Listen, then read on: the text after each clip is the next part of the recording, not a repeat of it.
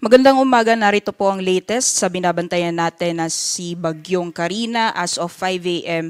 ngayong araw ng Tuesday. So unahin po muna natin yung latest satellite image. Itong sentro nitong si Bagyong Karina or si Typhoon Karina as of 4 a.m. ay huli itong namataan sa layang 380 kilometers silangan ng Apari, Cagayan. Nagtataglay po ito ng lakas ng hangin na umaabot ng 130 kilometers per hour malapit sa gitna at pagbugso na umaabot ng 160 kilometers per hour. Ang pagkilos po nito sa direksyong north-northwestward at sa bilis na 10 kilometers per hour, and kung makikita po natin dito sa latest satellite image, malaking bahagi pa rin po ng Luzon at Visayas. Asahan po natin na patuloy makaranas ng maulan na panahon ng ngayong araw, dulot ng epekto nitong si Bagyong Karina, pati na rin ang epekto ng enhanced southwest monsoon o hanging habagat. Alamin po natin mamaya yung mga areas na makakaranas po ng malalakas mga pagulan base po sa ating mga heavy rainfall warnings at yung mga weather advisories po na na-issue ng Pag-asa. Ito po yung ating latest forecast track as of 5 a.m. Base po sa ating latest forecast track, nakikita po natin na mananatiling malayo yung sentro nitong si Bagyong Karina habang binabaybay yung silangang karagatan ng extreme northern Luzon. And kung makikita din po natin, walang anumang bahagi po ng ating bansa ang nakapaloob dito sa cone of probability or yung area na posibleng lapitan ng sentro nitong si Bagyong Karina. Kung may landfall scenario man po tayo, most likely dito sa may north portion or northern portion ng Taiwan bago po tuluyang itong lumabas ng ating Philippine Area of Responsibility. At inaasahan po din po natin, medyo may kabilisan yung magiging pagkilos nito within the next 24 hours or sa darating na Wednesday. Asahan po natin or estimated na nasa layo itong 295 kilometers northeast ng Itbayat, Batanes. Pagdating naman po ng Thursday, estimated na nasa 450 kilometers hilagang bahagi or hilaga po ng Itbayat, Batanes yung sentro nitong bagyo, at inaasahan po natin by Friday ay nasa labas na po ito ng ating Philippine Area of Responsibility. At kung makikita din po natin sa ating latest track forecast, itong area na highlighted ng yellow, yan po yung malalakas na hangin na dala nitong si Bagyong Karina. At kung makikita po natin dito sa may eastern section ng Luzon, ay may ilang bahagi po ng ating bansa ang naapektuhan ng malalakas na hangin na dulot nitong bagyo. Kaya nakataas po yung tropical cyclone wind signal number 1 sa ilang bahagi po ng Luzon. Particularly, ito po yung areas na highlighted ng light blue. Nakataas po ang signal number 1 sa Batanes, sa Babuyan Islands, northern at eastern portions ng mainland Cagayan. Pati na rin po sa eastern portion ng Isabela. Nakataas din po ang tropical cyclone wind signal number 1 sa northern portion ng Apayao, northern portion ng Ilocos Norte, northern portion ng Aurora, pati na rin sa Polillo Islands, Calaguas Islands, at northern portion ng Catanduanes. Sa mga nabanggit pong lugar, asahan po natin yung malalakas na hangin na dala nitong si Bagyong Karina. Pagdating naman po sa mga pag-ulan, meron po tayong mga pag-ulan na dulot ng epekto ni Bagyong Karina at mga pag-ulan na dulot naman ng hanging habagat. Itong mga pag-ulan po na ito ay dulot na epekto or direktang epekto ni Bagyong Karina. Ngayong araw, asahan po natin yung 100 to 200 millimeters or heavy to intense na mga pag-ulan sa Batanes at Babuyan Islands. Samantalang 50 to 100 millimeters naman po inaasahan or moderate to heavy rains sa Ilocos Norte, Ilocos Sur, La Union, Abra, Benguet, Apayao at Cagayan. Pagdating naman po bukas, mostly dito sa may extreme northern Luzon, mararanasan yung malalakas na pag-ulan dulot ni Bagyong Karina. Nasa heavy to intense rainfall mararanasan sa Batanes. Pagdating naman po sa Babuyan Islands, nasa moderate to heavy yung inaasahan ng mga pag-ulan. And pagdating naman po ng Thursday, bahagyang hihina po yung mga pag-ulan, although moderate to heavy pa rin inaasahan sa may area naman ng Batanes. So ito po ay yung latest heavy rainfall warning issuances ng ating Pag-asa Regional Services Division. Base po ito sa heavy rainfall warnings ng Northern Luzon PRSD, NCR PRSD at Visayas PRSD. Nakataas po yung orange rainfall warning or orange heavy rainfall warning sa hilagang bahagi ng Occidental Mindoro as of 5 a.m.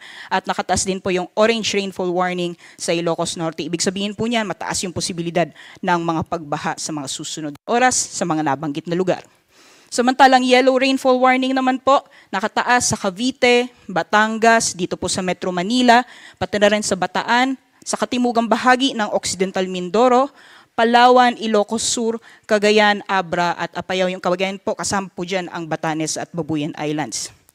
Ibig sabihin po ng yellow rainfall warning ay mataas po, may posibilidad ng mga pagbaha, lalong-lalo na sa mga low-lying areas. So ingat po sa ating mga kababayan sa mga nabanggit na lugar. Pagdating naman po sa mga pag-ulan na dulot na epekto nitong southwest monsoon o hanging habagat, base po ito sa ating latest na weather advisory issued kagabi ng alas 11. So asahan po natin ngayong araw based po sa ating weather advisory na malalakas mga pag-ulan ang mararanasan sa malaking bahagi ng ating bansa. Dito po sa areas ng Metro Manila, Ilocos Region, Abra, Benguet, Zambales, Bataan, Cavite at Occidental Mindoro, asahan po natin yung heavy to intense na mga pag-ulan ngayong araw. Samantalang sa areas naman po, sa nalalabing bahagi ng Cordillera Administrative Region, sa Tarlac, Nueva Ecija, Pampanga, Bulacan, Rizal, Laguna, pati na rin sa Batangas, Oriental Mindoro, Romblon, Aklan, Antique, at sa hilagang bahagi po ng Palawan kasama ang Cuyo at Calamian Islands, asahan po natin ngayong araw ang moderate to heavy na mga pag-ulan. Pagdating naman po bukas, heavy to intense pa rin po inaasahan sa La Union, Pangasinan, Benguet, Zambales at Bataan. Samantalang magpapatuloy pa rin po yung moderate to heavy na mga pag-ulan dito sa Metro Manila, sa Ilocos Norte, Ilocos Sur, nalalabing bahagi ng Cordillera Administrative Region, sa Tarlac, Nueva Ecija, Pampanga, Bulacan, Rizal, Cavite, Laguna, pati na rin sa Batangas, Occidental Mindoro, Oriental Mindoro, sa Antique at northern portion ng Palawan kasama ang Cuyo at Calamian Islands. Samantalang pagdating man po ng Thursday, bahagyang hihina po yung mga pag-ulan na mararanasan natin, pero asahan pa rin po yung moderate to heavy na mga pag-ulan sa areas po ng Ilocos Region, Abra, Benguet, pati na rin sa Zambales at Bataan at Occidental Mindoro, pati na rin sa may Calamian Islands. So mostly ito po yung mga exposed parts sa may western section ng Luzon area. So yung mga areas po na nabanggit natin na posibleng makaranas ng mga pag-ulan ngayong araw hanggang sa mga susunod na araw, pinag-iingat sa mga posibleng pagbaha o pagguho ng lupa dulot ng mga malawakang pag-ulan. Pagdating naman po sa mga lalakas na hangin, yung areas po nakataas yung Tropical Cyclone Wind Signal number 1, ay asahan na po natin yung malalakas na magpagbugso ng hangin dulot na epekto nitong si Bagyong Karina. Pagdating naman po sa mga malalakas na hangin na dulot naman nitong southwest monsoon, asahan po natin yung strong to gale force gusts or yung pagbugso ngayong araw sa Ilocos Region, Abra, Benguet, Nueva Vizcaya, Quirino, Zambales, Bataan, pati na rin sa Aurora, dito po sa Metro Manila, Calabarzon, Mimaropa, Bicol Region, Visayas, Zamboanga Peninsula, Northern Mindanao at Davao Region.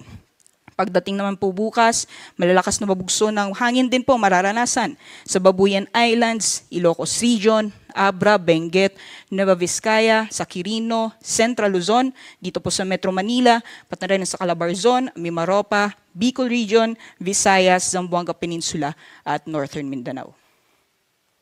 Pagdating naman po ng Thursday, asahan pa rin po natin yung strong to gale force gusts o yung mga malalakas na pagbugso dito po sa Batanes, Babuyan Islands, Ilocos Region, Cordillera Administrative Region, Nueva Vizcaya, sa Quirino, Central Luzon, dito pa rin po sa Metro Manila, Calabarzon, Mimaropa, Bicol Region, Western Visayas, Negros Occidental at Northern Samar.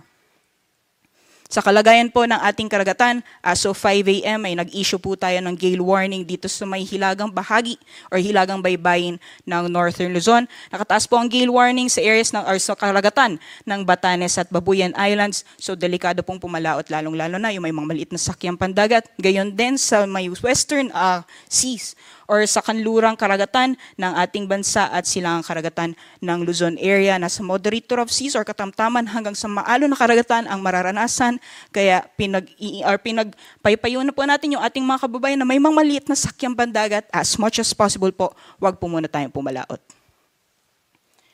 So ito po yung summary ng ating track forecast or magiging pagkilos nitong si Bagyong Karina sa mga susunod na araw. So generally, kikilos pa rin po ito generally north-northwestward to northwestward ngayong umaga hanggang bukas. At mananatili po itong typhoon category hanggang paglabas po ng ating Philippine Area of Responsibility.